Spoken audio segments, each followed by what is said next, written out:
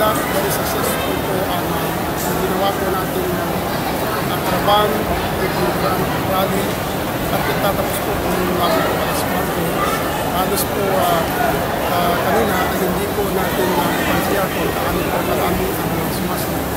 Iyan po sa United Bank sa mga kanina po napatunayan natin kung ano po ang kahalagahan ng mga supporters natin sa mga ganitong aktividad tulad po ng pagkakaroon po ng isang election sa isang bayan. So, alhamdulillah, very successful na po. Tapos na din po ng mapayapa at wala po sagabal. Kasabay rin po, sir, ang pag-Grand Rally ay umulan ng malakas. So, ano po yung inyong pananaw dito?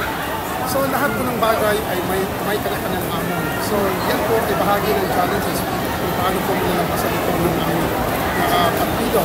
Kung kahit ang ulan po ay hindi po nagiging sagabal sa amin at yan po ay tinahak ng mga supporters natin. At ang mga supporters na yan po ay taos sa puso ang kanilang pagpunta. Hindi po natin yan hinahakot.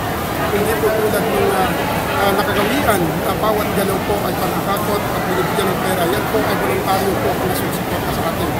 Sila po ay sumali po sa United Bank sa Justice Party dahil po alam nila at natutunan po nila kung ano po ang kahalagahan ng isang community po.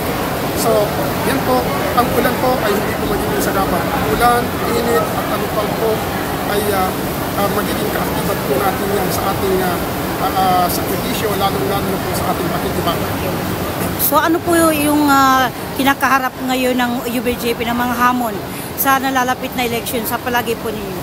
Ang hamon po natin ay yung mga flying voters, yung mga tao na bumoboto na hindi po nilang karapatan na kumbaga ay gagamitin ang mga bagay na hindi po nakaangkla sa kanilang mga karapatan. Kaya yan po ay isang hamon kung paano po magkaroon ng isang matiwasay, kayapa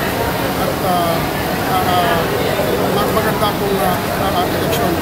Lalong-lalo po ngayon, ang dapat decision po ay papaloob sa isang public control. So, ibig sabihin po ay patas na po ang magiging laro o laban ng United Bank sa Justice Party sa darating na May 12, 2025 National Election.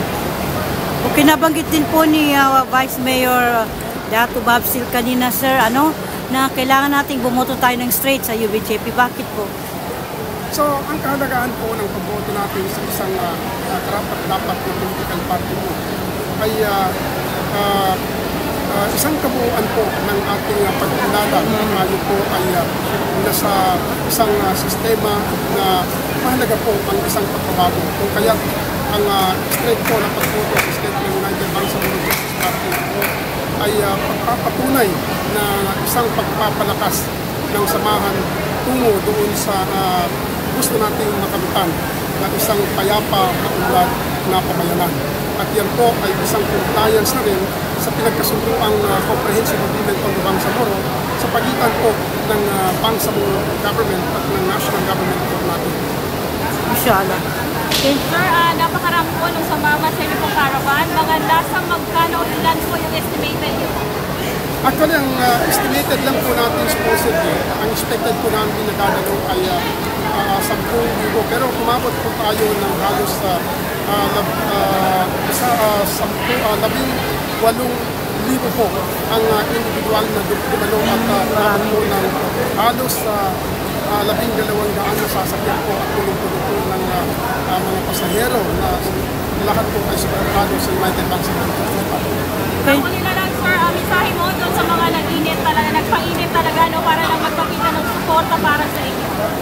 So, ang mensahe po natin, tayo po ay nagagalat na sana po ay tuloy-tuloy ito at yan po ay hindi po natin yan kapalitan ng pagsisisi at yan po ay pipilitin po natin na magbubunga ng isang tunay na kapayapaan o kaunlaran at yan po ay tungo sa tunay na pagbabago. So, nagpapasalamat po tayo sa lahat ng suporta at in-encourage lang po natin ang mamamayan ng gagawin ng Siswat na sana po ay sa darating na halalan ay buo po kanilang loob na pupunta po sila sa konsepo para po may buo nila ang karapat-dapat na tao na mamunong po sa bayan ng gagawin. Kami po, maging sa executive at legislative members, kung sakali po papalarin ay pwede po namin gagawin ay lahat ng aming mga kaya para po Inshallah. lamang magkaroon ng kasiyahan at pagbabago na ng tunay ang gagawin sa SWAT. So, maraming salamat, sir. Yan po ang panayam kay Professor Sir Nasir Pulindaw, aspirant councilor dito sa municipality ng Dato de Sison. Maraming salamat. Wassalamualaikum warahmatullahi wabarakatuh.